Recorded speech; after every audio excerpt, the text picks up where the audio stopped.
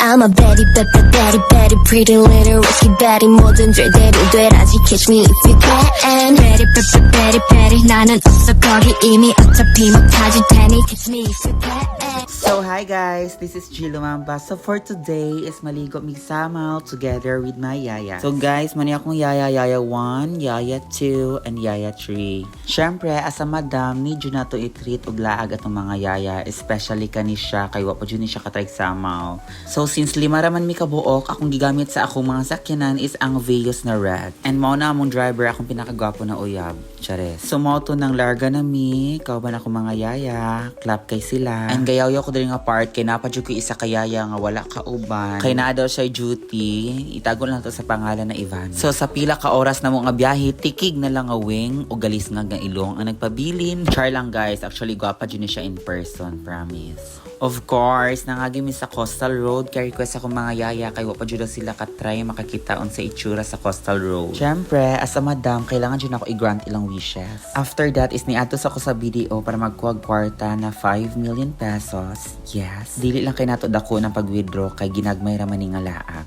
para sa akong mga yaya. And now is naabot na jud mi sa Samal Ferry Wharf sa and grabe wala jud ko nag-expect sa mga reactions sa akong yaya. Pero since first time pa man nila, ako jud ni sagot tan-awan. Pasok sa Top 5. Yes, pasok na sa top 5 ang pagsakay na mo sa barge. So mauto nang gawas mi sa sakyanan o nagpicture-picture ka ba na mga yaya. Uy, yubo naman niya akong yaya 1. And ako na kasi sila pasalamat sa ako kay tungod na ako nakasakay na jud sila barge. Og sa dihang akong yaya number 4 naguna na di ay diri. Yes guys, mao ni si Ivana Alcacid katong giingon ako ganina nga yaya number 4. So mao to after diri is nabot naman jud akong yaya number 4, nagkagubot sila. Kay gisulsula ni yaya number 4 Ivana si yaya number 1 Joy Dacola nga ang panty na gisuot ni yaya number 2 Dayday kay ka Joy Dacola. Kani jud si Ivana no troublemaker ka.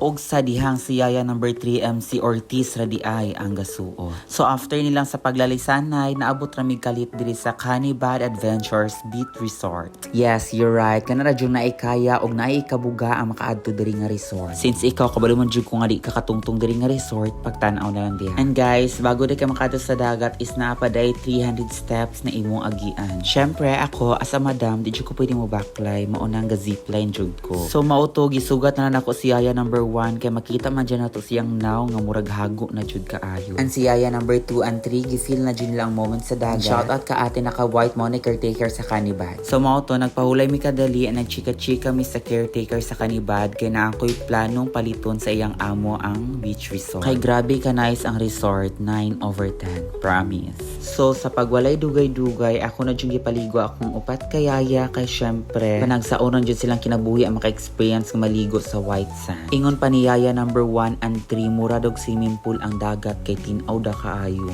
Og shout out sa akong yaya number 3 MC Ortiz, kat jud ako ni siya nga yaya. Niingon ako naguniti akong cellphone og sa dihang ga TikTok na. Pero okay lang kay gwapa man sad. So pag human og ligo sa akong mga yaya, tuara tikay ang na. Mao to guys, pagkagabi is gi-celebrate na mo ang birthday sa akong mama. So happy birthday ma. Laban lang always alive. Go lang. So after diri is nag-inom-inom na mi kauban sa akong mga yaya. Char lang guys. By the way guys, mo ni sila akong mga true friend nga madali-dali na kong tawag every time man ako problema. So guys, after that is nahubog na mi tanan, wala na naka-video. So diri ra jud tama. Bye guys.